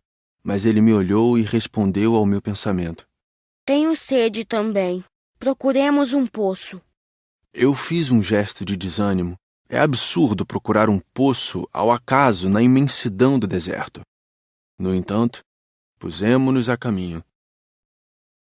Já tínhamos andado horas em silêncio quando a noite caiu e as estrelas começaram a brilhar. Eu as apreciava como num sonho, porque a sede me tornara febril. As palavras do pequeno príncipe ressoavam na minha memória. Tu tens sede também? Perguntei-lhe. Mas ele não respondeu à minha pergunta. Disse apenas: A água pode também ser boa para o coração. Não entendi sua resposta e me calei. Eu bem sabia que não adiantava interrogá-lo. Ele estava cansado. Sentou-se. Sentei-me junto dele. E após uma pausa, ele ainda disse: As estrelas são belas por causa de uma flor que não se pode ver. Eu respondi: é verdade. E mantendo-me em silêncio, fixei os olhos nas ondulações da areia iluminada pela lua. O deserto é belo, acrescentou. E era verdade. Eu sempre amei o deserto. A gente se senta numa duna de areia, não vê nada, não escuta nada. De repente, alguma coisa irradia no silêncio. O que torna belo o deserto é que ele esconde um poço em algum lugar. Fiquei surpreso por compreender de repente essa misteriosa irradiação da areia. Quando eu era pequeno, morava numa casa antiga e diziam as lendas que ali fora enterrado um tesouro. Ninguém jamais conseguiu descobri-lo, nem talvez o tenha procurado. Mas isto encantava a todos. Minha casa escondia um tesouro no fundo do seu coração. Sim, respondi-lhe. Quer seja a casa, as estrelas ou o deserto, o que os torna belo é invisível. Estou contente que estejas de acordo com a minha raposa.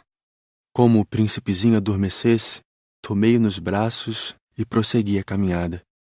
Estava emocionado e tinha a impressão de carregar um frágil tesouro. Parecia-me mesmo não haver na terra nada mais frágil. Observava à luz da lua aquele rosto pálido, seus olhos fechados, suas mechas de cabelo que se agitavam com o vento, e pensava: o que eu vejo não passa de uma casca. O mais importante é invisível. Como seus lábios entreabertos esboçassem um sorriso, pensei ainda: o que tanto me comove nesse príncipe adormecido é sua fidelidade a uma flor. É a imagem de uma rosa que brilha nele como a chama de uma lamparina, mesmo quando ele dorme, e eu então o sentia ainda mais frágil. É preciso proteger a chama com cuidado. Um simples sopro pode apagá-la. E continuando a caminhada, eu descobri o poço, ao raiar do dia.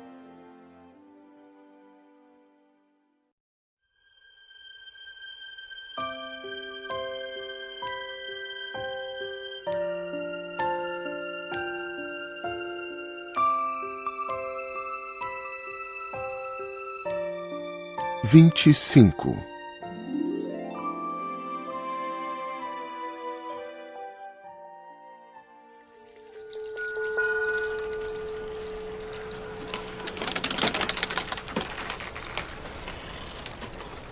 Os homens embarcam nos trens, mas já não sabem mais o que procuram.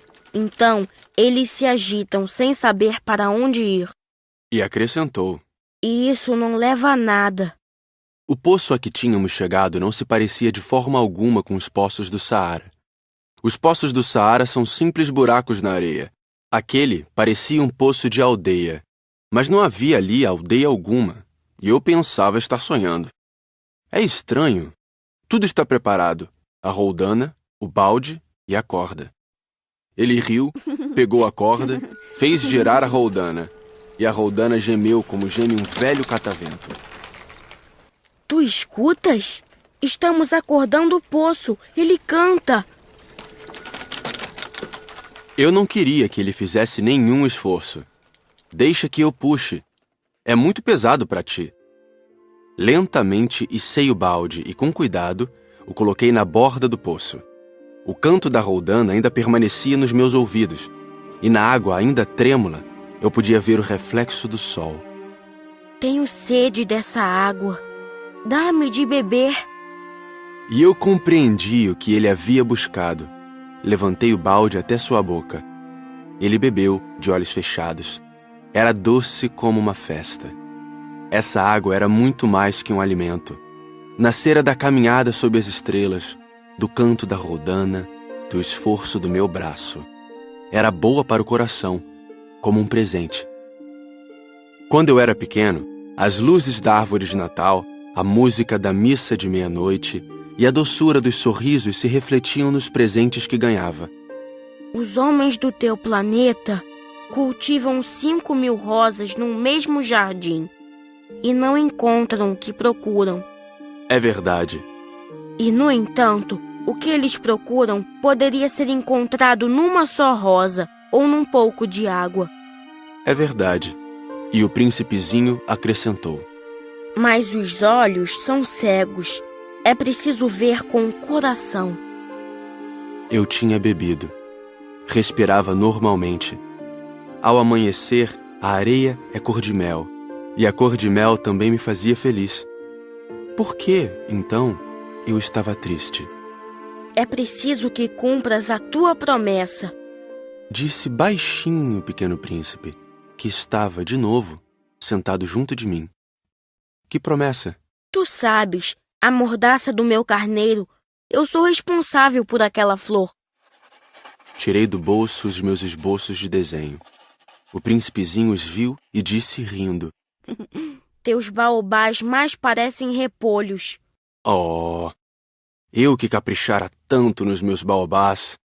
Tua raposa, as orelhas dela parecem chifres e são compridas demais. Ele riu outra vez. Tu és injusto, meu caro. Eu só sabia desenhar jiboias abertas e fechadas. Não faz mal. As crianças entendem. Rabisquei, então, uma pequena mordaça, mas, ao entregá-la, senti um aperto no coração. Tu tens planos que eu desconheço. Ele não me respondeu, mas disse: Lembras-te da minha chegada na Terra? Será amanhã um aniversário. Depois, após um silêncio, acrescentou: Caí pertinho daqui. E enrubesceu. E de novo, sem compreender porquê, eu senti uma estranha tristeza. Entretanto, ocorreu-me perguntar: então não foi por acaso que vagavas sozinho quando te encontrei? Há 8 dias, a milhas e milhas de qualquer região habitada? Estavas retornando ao local onde chegaste? Ele enrubesceu novamente. E eu acrescentei, hesitando: talvez por causa do aniversário? O príncipezinho ficou mais vermelho. Não respondia nunca às perguntas, mas quando a gente enrubesce, é o mesmo que dizer sim. Não é verdade? Ah, eu tenho medo. Mas ele me respondeu: Tu deves agora trabalhar, voltar para teu aparelho. Espero-te aqui. Volta amanhã de noite. Mas eu não estava seguro. Lembrava-me da raposa. A gente corre o risco de chorar um pouco quando se deixou cativar.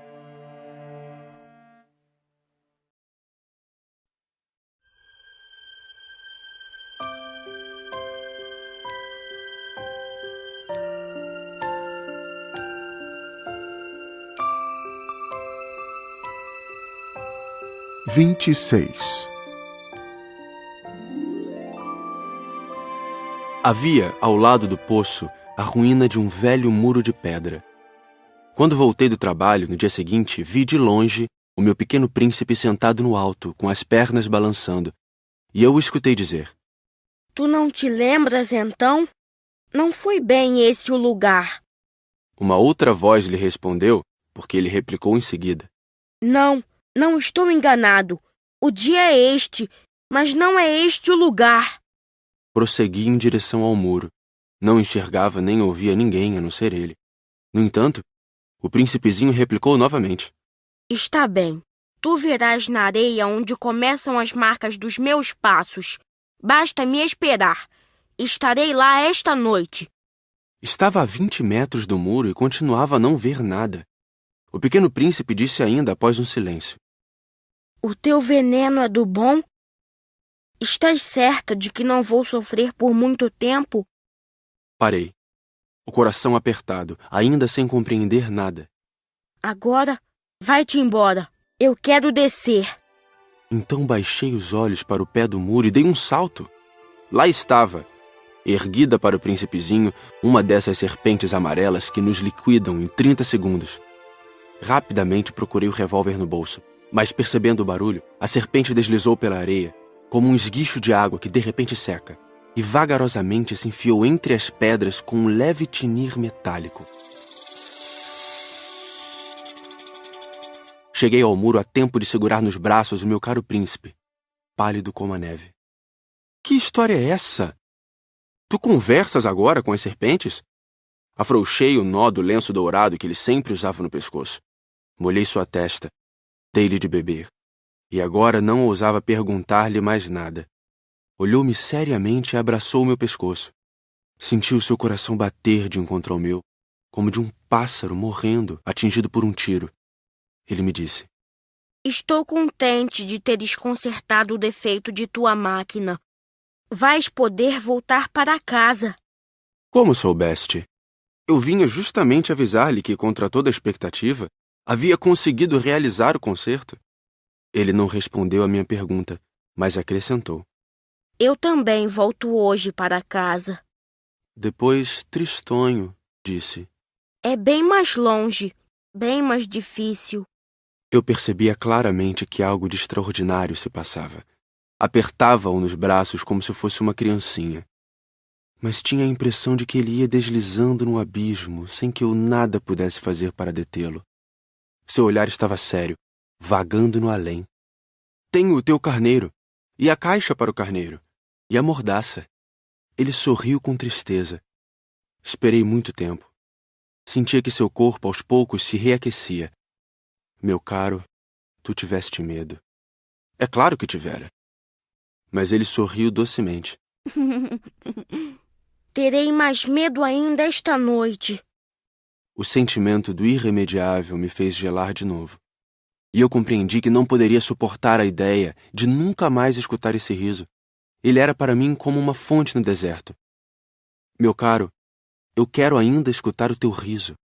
Mas ele me disse: Faz já 1 ano esta noite. Minha estrela estará exatamente sobre o lugar onde cheguei no ano passado. Meu caro, essa história de serpente, de encontro marcado, de estrela, não passa de um pesadelo, não é mesmo? Mas ele não respondeu a minha pergunta. E disse: O que é importante não se vê. Sim, eu sei. É como com a flor. Se tu amas uma flor que se acha numa estrela, é bom de noite olhar o céu. Todas as estrelas estão floridas. É verdade. É como a água. Aquela que me deste para beber parecia música, por causa da roldana e da corda. Lembras-te como era boa? Sim, lembro-me. À noite, tu olharás as estrelas. Aquela onde moro é muito pequena para que eu possa te mostrar. Minha estrela será para ti qualquer uma das estrelas. Assim, gostarás de olhar todas elas. Serão todas tuas amigas. E também eu te darei um presente. Ele riu outra vez. Ah, meu caro, meu querido amigo, como eu gosto de ouvir esse riso. Pois é ele o meu presente. Será como a água. Que queres dizer? As pessoas veem estrelas de maneiras diferentes. Para aqueles que viajam, as estrelas são guias. Para outros, elas não passam de pequenas luzes. Para os sábios, elas são problemas. Para o empresário, eram ouro. Mas todas essas estrelas se calam. Tu, porém, terás estrelas como ninguém nunca esteve. Que queres dizer? Quando olhares o céu de noite, eu estarei habitando uma delas, e de lá estarei rindo. Então será para ti como se todas as estrelas rissem. Dessa forma, tu e somente tu terás estrelas que sabem rir. E ele riu mais uma vez. Quando estiveres consolado, a gente sempre se consola. Tu ficarás contente por me teres conhecido. Tu serás sempre meu amigo. Terás vontade de rir comigo. E às vezes abrirás tuas janelas apenas pelo simples prazer. E teus amigos ficarão espantados de ver-te rir olhando o céu. Tu explicarás então: sim, as estrelas, elas sempre me fazem rir. E eles te julgarão louco. Será como uma peça que te prego. E riu de novo.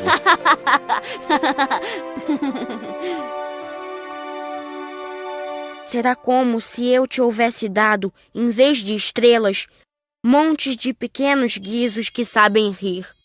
E riu de novo. Depois ficou sério. Esta noite, por favor, não venhas. Eu não te deixarei. Eu parecerei estar sofrendo. Parecerei estar morrendo. É assim. Não venhas ver. Não vale a pena. Eu não te abandonarei. Mas ele estava preocupado. Se eu te peço isto, é também por causa da serpente. As serpentes são más. Podem morder apenas por prazer. Eu não te abandonarei. Mas uma coisa o tranquilizou. É verdade que elas não têm veneno para uma segunda mordida. Naquela noite, não o vi partir. Saiu sem fazer barulho. Quando consegui alcançá-lo, ele caminhava decidido num passo rápido. Disse-me apenas: Ah, aí estás! E segurou minha mão. mas preocupou-se de novo. Fizeste mal. Tu sofrerás. Eu parecerei estar morto, e isso não será verdade. Eu me calara. Tu compreendes. É muito longe. Eu não posso carregar este corpo. É muito pesado. Continuava calado. Mas será como uma velha concha abandonada. Não tem nada de triste numa velha concha. Fiquei mudo. Perdeu um pouco da coragem, mas fez ainda um esforço. Será lindo, sabes? Eu também olharei as estrelas. Todas as estrelas serão como poços com uma roldana enferrujada. Todas as estrelas me darão de beber. Eu continuava mudo. Será tão divertido. Tu terás 500 milhões de guizos. Eu terei 500 milhões de fontes. E ele também se calou, porque estava chorando. É aqui. Deixa-me ficar só. E sentou-se, porque tinha medo. Disse ainda: Tu sabes, minha flor, eu sou responsável por ela. Ela é tão frágil, tão ingênua, e tem apenas 4 pequenos espinhos para defendê-la do mundo. Eu me sentei também, pois não conseguia mais ficar de pé. Ele disse: Pronto, é isso. Hesitou ainda um pouco, depois levantou-se. Deu um passo. Eu não podia mover-me. Houve apenas um clarão amarelo perto da sua perna. Permaneceu por um instante imóvel. Não gritou. Tombou devagarinho, como tomba uma árvore. Nem fez sequer barulho, por causa da areia.